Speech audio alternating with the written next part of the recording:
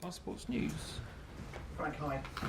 Update us with your squad for this weekend, if you could. Pulisic is still injured. Kante is injured. Tammy Abraham is injured. And that's it. What's the problem with Tammy? Same.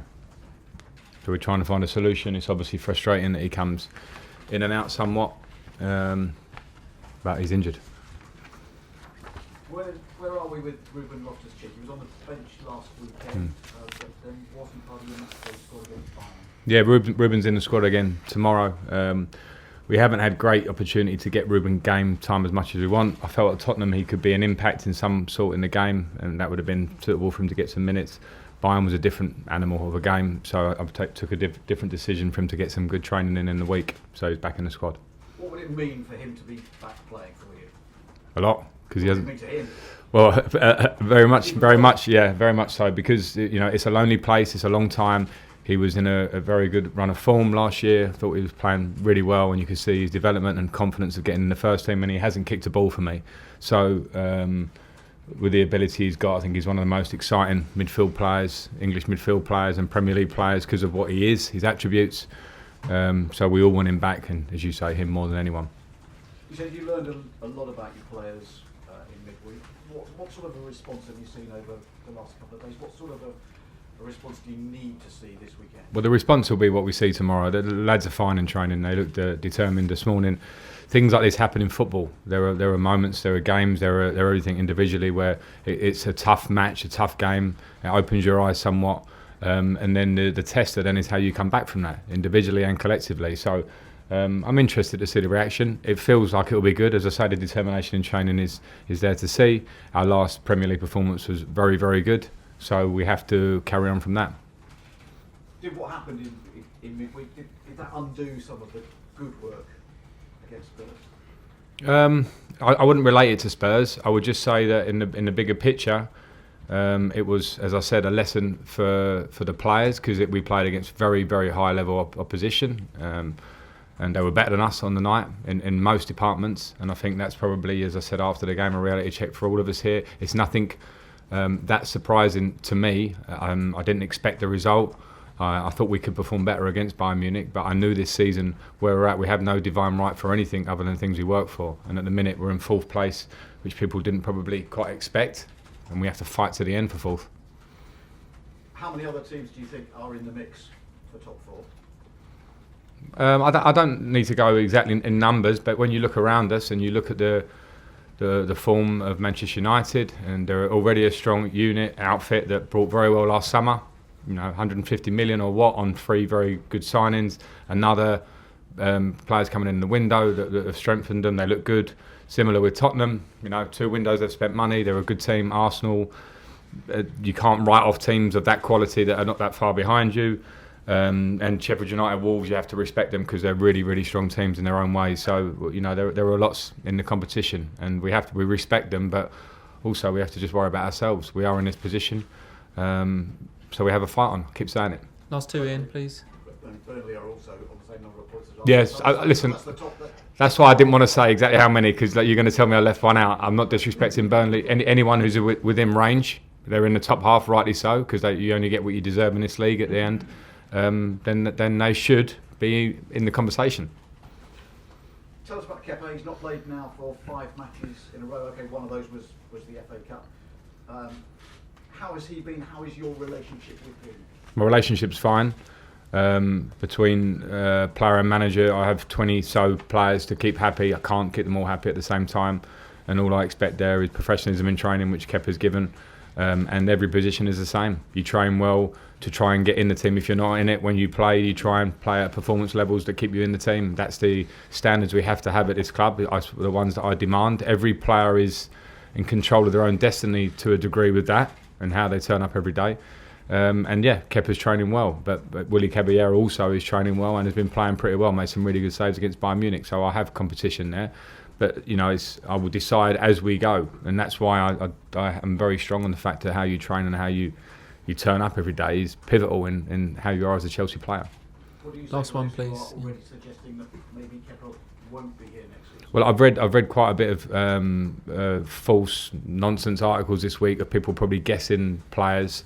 As I just mentioned you there, every time a Chelsea player puts on the shirt, they're in control of their destiny somewhat individually. We can't always control collectively what a result will be, but individually you can control that. So all I'm focusing on is what we do game by game now to try and get the best finish to this season that we possibly can.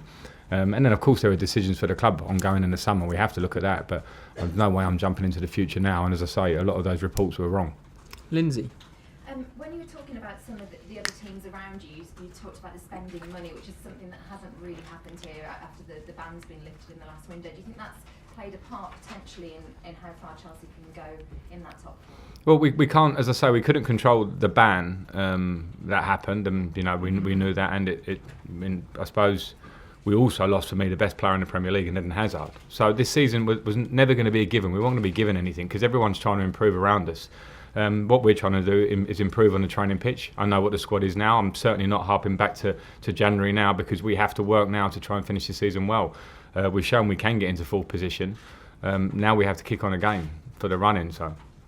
In terms of your own managerial season, the shift in focus these last 7 days, how have you found it going from important Premier League matches in that race, then Bayern Munich in the Champions League, because this is the first for you? Yeah, but it doesn't feel a first because I've played that a long time as a player here. And wherever you are, whether I was at Derby last year and when we were in the run-off to the playoffs, the shift in focus happens all the time, from cup to league to the next opposition.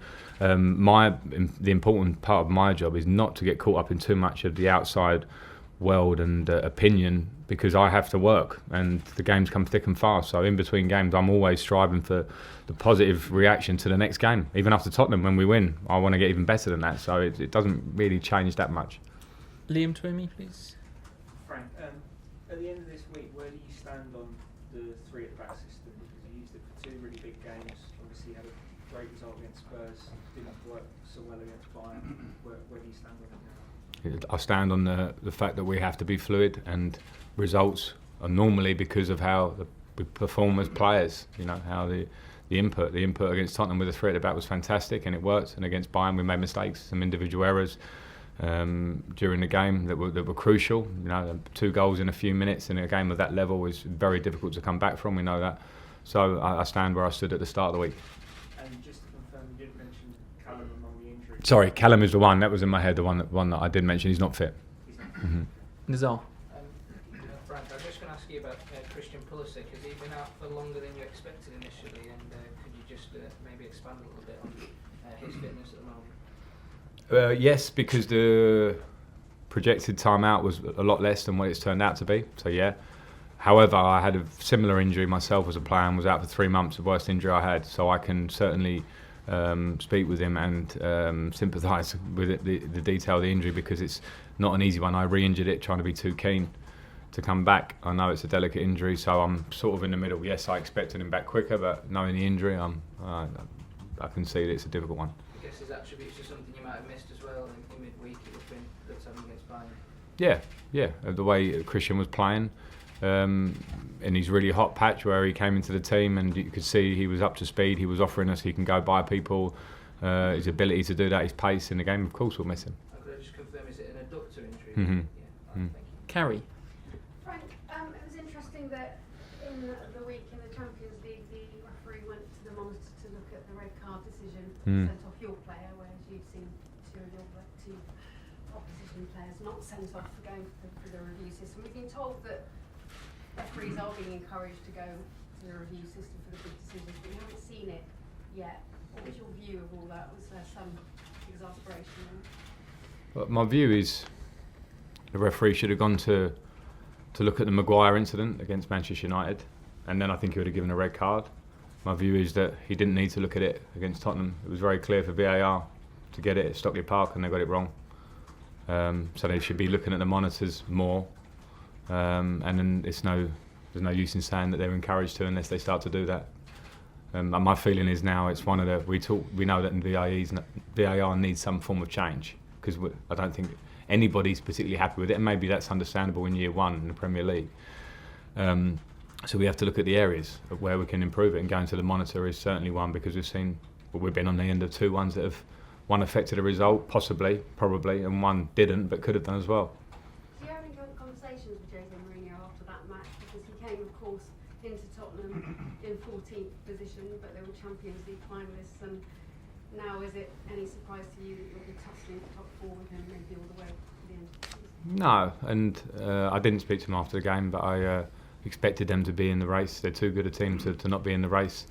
The points in this league can change very quickly for different reasons.